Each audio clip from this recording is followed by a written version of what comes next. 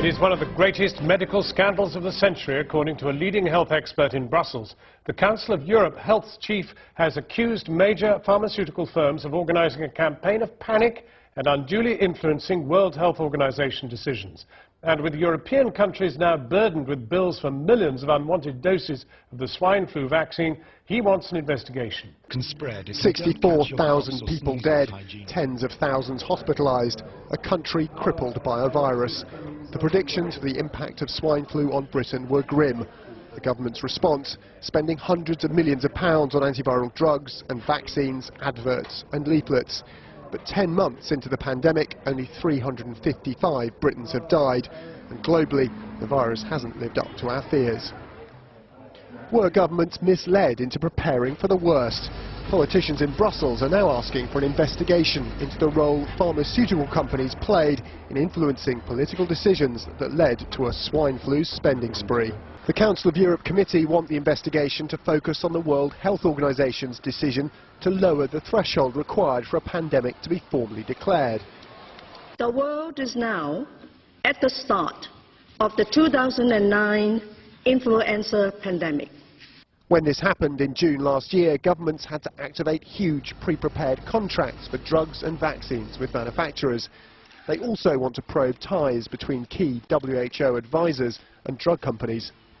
Who is deciding what the risk is? Is it the pharmaceutical companies who want to sell drugs, or is it someone making a decision based on the perceived danger?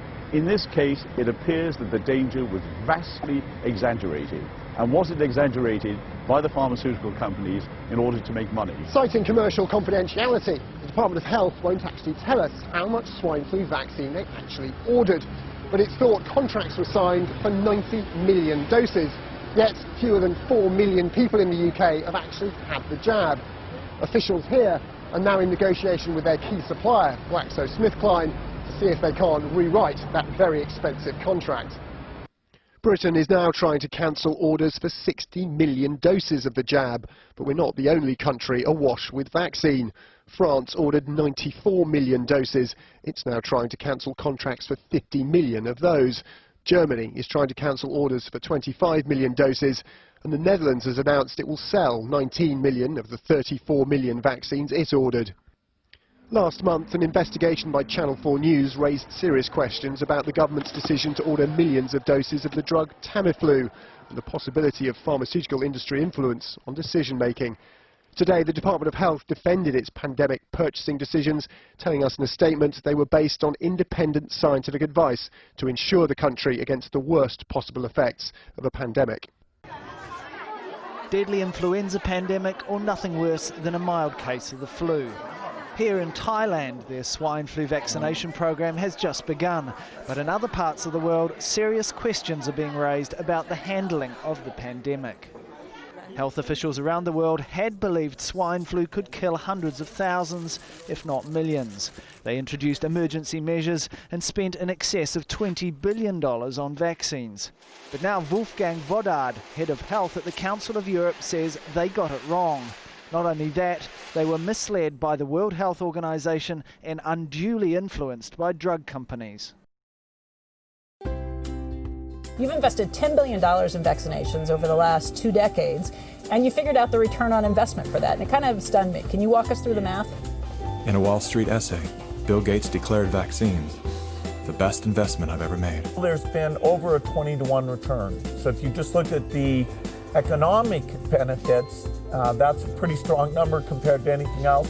And today we're announcing a commitment over this next decade, which we think of as a decade of vaccines having incredible impact.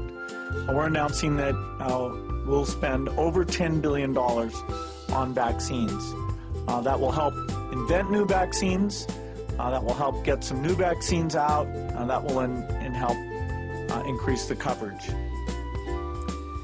Now, Gavi is a great investment because it really gets into the countries and gets these new vaccines out there. In the last decade, that's been the case. In the decade ahead, we have these additional vaccines. Decade of vaccines. We're meeting at a unique time in history. Never have more people been more aware of the importance of vaccines. As we race to develop a COVID-19 vaccine, we must also renew our commitment to delivering every life-saving vaccine there is to every child on Earth.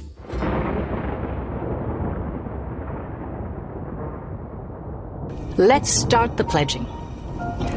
And I'm delighted to get the ball rolling by announcing the European Commission's contribution. The European Commission mobilizes €1 billion for the coronavirus global response. Canada is proud to be a part of this. Our contribution of more than $850 million. Israel is pledging today $60 million to these efforts. 26 Mart'ta kabul ettiğimiz G20 bildirgesinde aşının hızlıca geliştirilmesi için 国際的な取り組みへの貢献として国内外に総額約 8.34 億ドルの支援を行います。 Deutschland fühlt sich diesem Ziel verpflichtet. Wir werden uns mit 525 Millionen direkt an dieser Pledging-Konferenz beteiligen und wir werden unsere Verpflichtungen für die globale Gesundheit insgesamt mit etwa 1,3 Milliarden Euro auch weiterführen, sei es, wenn es um Gavi geht, um den Ausbau eines Gesundheits. Pour cela, la France engagera 500 millions d'euros supplémentaires dans le cadre de l'initiative ACTA. The $220 million and will do so together with other committed states and actors. As such, the Kingdom of Saudi Arabia has pledged $500 million. Korean government has been contributing around $50 million annually and will make additional contributions of $50 million to the partnerships, including at Gavi's next replenishment. Failure is not an option. Latvia is very proud to join the coronavirus global response and to pledge 100,000 euros to the United Nations and to WHO.